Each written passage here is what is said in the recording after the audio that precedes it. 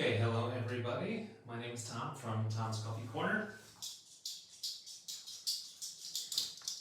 And I thought we would just go ahead and do a short video. Hold on really quick. Can anybody tell me? Can anybody tell me how the audio is? How the video is? I think it should be okay. Anyway, I feel like making an Americano, so that's what we'll do today. And I think we'll answer some questions at the end. I posted a video yesterday reviewing this machine. I have owned this machine for a few years now. I've been using the Dedica for about probably 5 years at least. It is really a machine that's always going to remain in my arsenal. But it was the first time I actually reviewed it. So that ended up creating a lot of questions. So if you've got questions about the Delonghi Dedica, feel free to add them into the chat. And then I would be happy to answer those at the end. So anyway, let's go ahead and make an Americano. For anybody who doesn't know, it's quite easy to do. You just need some hot water. I'm going to fill up this glass here. And put an espresso shot on top. So while that water is warming up, I'm going to go ahead and take this handy dandy grinder I got here from Timemore. It's really fun to use for like single dosing, or if it's just me who wants an espresso. If I'm not entertaining, it's fun to use this more than a motorized one. So anyway, let's go ahead and do that. I got 14 grams already measured out with my scale upstairs.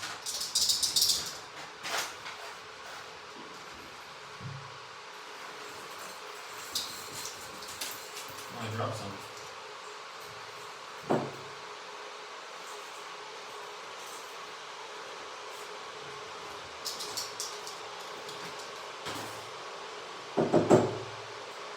So I wanted to say something about beans. Hold on. Because the question I get most often is how do you get a good crema top? How can your shots look good? And it's really pretty simple. It's just a couple of ingredients you need: water, good beans, and a decent grind. That's really it.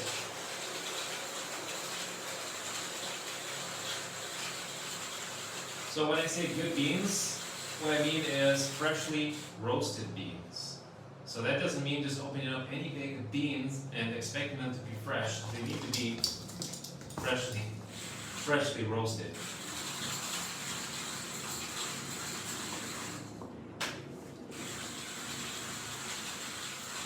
These beans, by the way, are from a local roastery called Dinsler, and they're very well known around here. They make really an excellent product, an expensive product. These do cost 32 euros for a kilo. But sometimes that's just the price you gotta pay.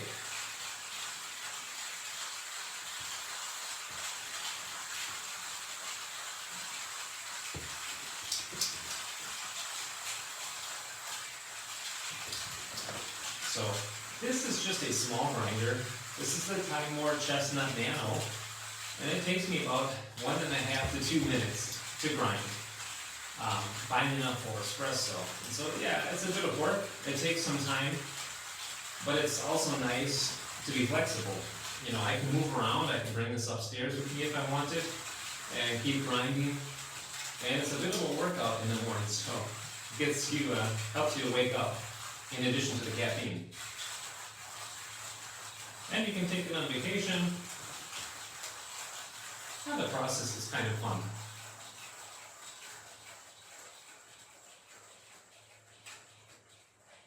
Okay, so that's it.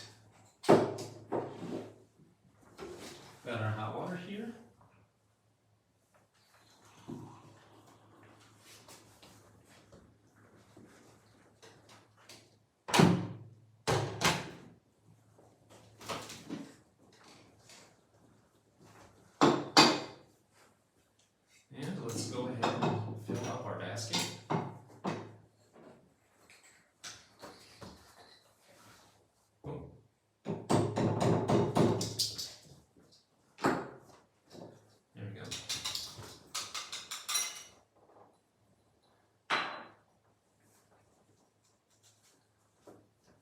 So if anybody's got any questions, feel free to write it right now as well. Because I see there are 8 people watching, and you never know. Somebody might be curious about something.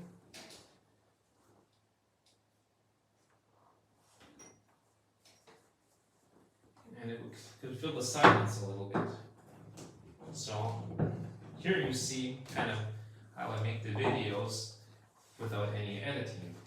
It's much less spectacular.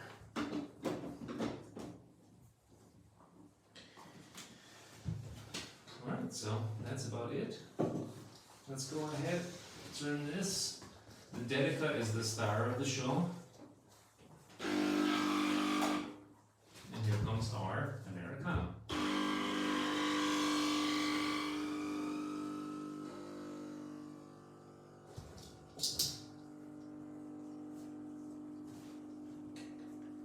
It's pretty good.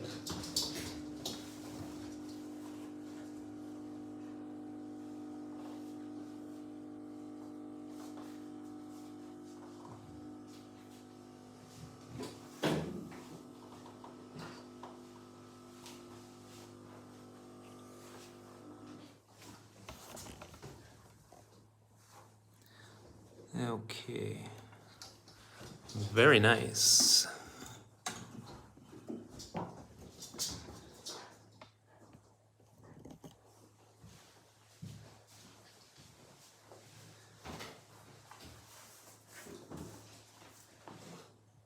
Okay, so you can see that the Dedica is still dripping here. And that's kind of one disadvantage. I did forget to bring a cup down to put underneath it. But that's just how the Dedica is. And I think that is the reason why you get such clean puck knockouts afterwards. Oh, there's a question from Miguel. He wants to know if I prefer Dedica and grinder or the Arte for beginner. That's a good question. Kind of depends on how much money that you want to spend, because you can get the Dedica, at least in Europe, for quite a reasonable price, and you can get a little grinder like this one. This is, I think, 129, so you can get them both for less than 300. And the Arte is normally about 500. So I would say with this, you're more flexible. If you have separate grinder, all the separate grinders are going to have more adjustment available than the Arte is going to have, and it's going to give you, I think, a better feel for making espresso. So for beginner, I think it's probably advisable to get like this and this, but the Arte is also popular, and I've noticed that people who write comments in the video, there's some like real beginners who've never had an espresso machine before, and I think for them it's a good machine because it doesn't make any mess, it has everything integrated. It's got the funnel, so Tamper really has everything that you need so that you don't have to go shopping for other stuff. And it's also got a pressure gauge on there, so I think that for people just getting into it and wanting a simple process, that's more what the Arte is for. And I would say the Dedica is if you want to experiment some more. So that kind of depends on, what you like. I had a talking point today. I ordered this Normcore mirror here. It's an espresso mirror, and I was going to review it. It's really expensive, and I was thinking, oh, I want to review this Normcore mirror. It's cool that you can watch your espresso extraction without having to do this. But the problem with this mirror is that it doesn't have a magnet on the side, it just has a sticker, so you can only put it on one machine at a time, and you can't move it. So I would say that is a design flaw. I don't know why they would put a sticker on here. And also it broke. My wife was cleaning it and she dropped it, and now it's broke, and now it's just an expensive paperweight. So if you get an espresso mirror, I would suggest just get a cheap one. You can get them also for like 10 euros. So I'm going to enjoy my Americano.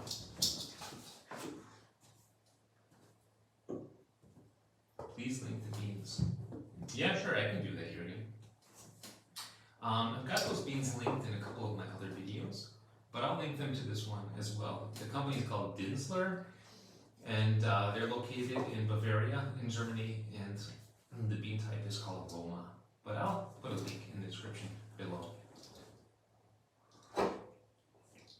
I would say that these Dinsler beans are really forgiving. They give you a lot of tolerance. So I don't even have to put as much pot prep into these Dinsler beans as I do with some other beans. Even other fresh beans from other local roasters, they seem to have the best luck with getting really nice looking extractions with the Dinsler, whether it's the Roma or the Il Gustoso. They both work really well. They give an excellent result. And I think it's for two reasons. One, Dinsler makes sure everything's fresh. And the second thing is that, you know, every coffee roaster has to choose beans. So German roasters choose them from Hamburg, that's where all the beans come in, and then they have different grades to choose from. Let's just say low, medium, and high, I don't know for sure. But they pay more for the better beans. And I think Dinsler goes and pays a lot for good beans, roasts them properly, and doesn't let them sit for long, so they're nice and fresh. And those things together make a real nice cup. Now, I'm sure that all of you guys, wherever you are in the world, from where you might be watching this, can find good local roasters. You're just going to have to, you know, do some trial and error and see who does a good job roasting. I know some really excellent ones in the States as well, so whenever I'm over there, I always buy from those particular roasters. And yeah, I know one or two in Germany, so you just have to take a look around, do some trial and error, maybe buy like 250 grams at a time, or most coffee shops will be serving a particular local roaster, and you can try an espresso from them first and see, ooh, is it a good one or not? And if so, then you can buy it and try to replicate that.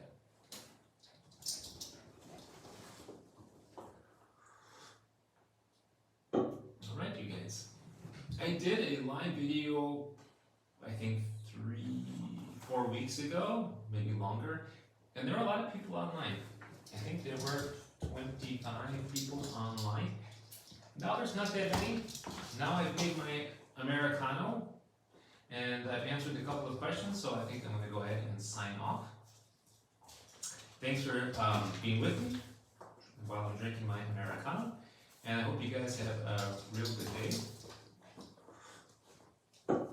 Let's say happy coffee drinking and happy espresso drinking, and until next time, I'll see you then. Bye now.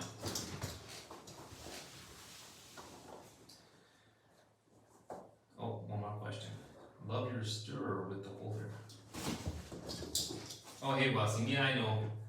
It's just about over, but there's not a whole lot more to discuss, I don't think. This right here, this WDT tool, I got this from Etsy. Do you guys know Etsy?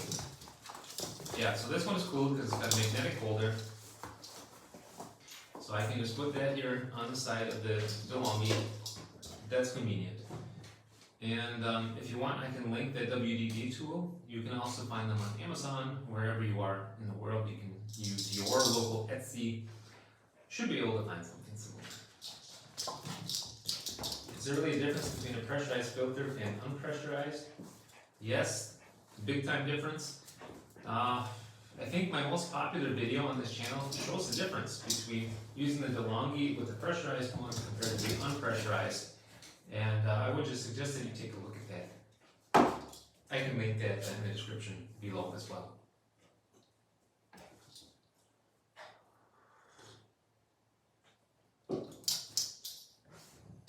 Okay, so I'm going to link the beans. I am going to link that video showing the difference between the pressurized and unpressurized. And I guess that's it. Hope that you guys are having a good day, and see you next time. Bye now.